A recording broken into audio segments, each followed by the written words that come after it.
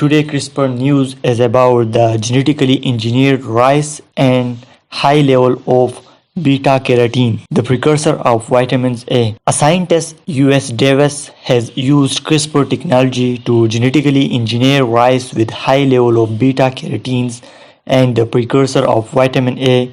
The techniques they use provides a promising strategies for genetically improving rice and other crops.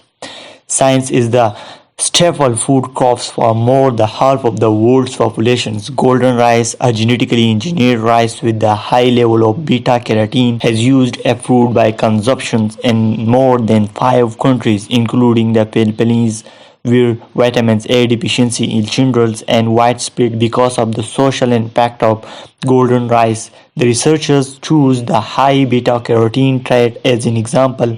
Conventional for genetically engineered use of bacterium or particle guns to transfer genes encoding desired trait into the plant genome. In this case, researchers would use a bacterium to take beta-carotene producing genes and transfer them to the rice genome, but these transgenes can integrate into the random positions in the genome, which can result in reducing yield.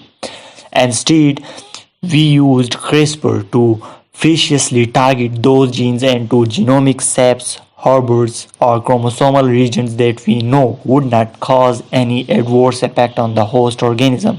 In addition, the researchers were able to preciously insert a large fragment of DNA and does not contain marker genes.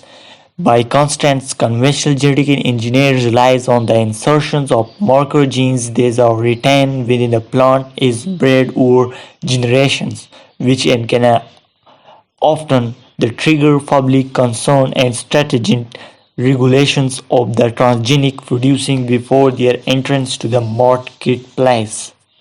Scientists have been targeted the insertions before and without marker genes, but we have not been able to do it with such big fragments of DNA. So, the larger the fragment of DNA, the larger biological functions or complex traits we can provide the plant. Dong, a scientist, which says open up the possibilities that genes controlling multiple desired traits, such as having high level of beta-carotene as well as being disease resistant or drug tolerant, can be clustered at the single position within the genome of plant. If you want more about this article, the link of the article is in the description below. Thanks for watching.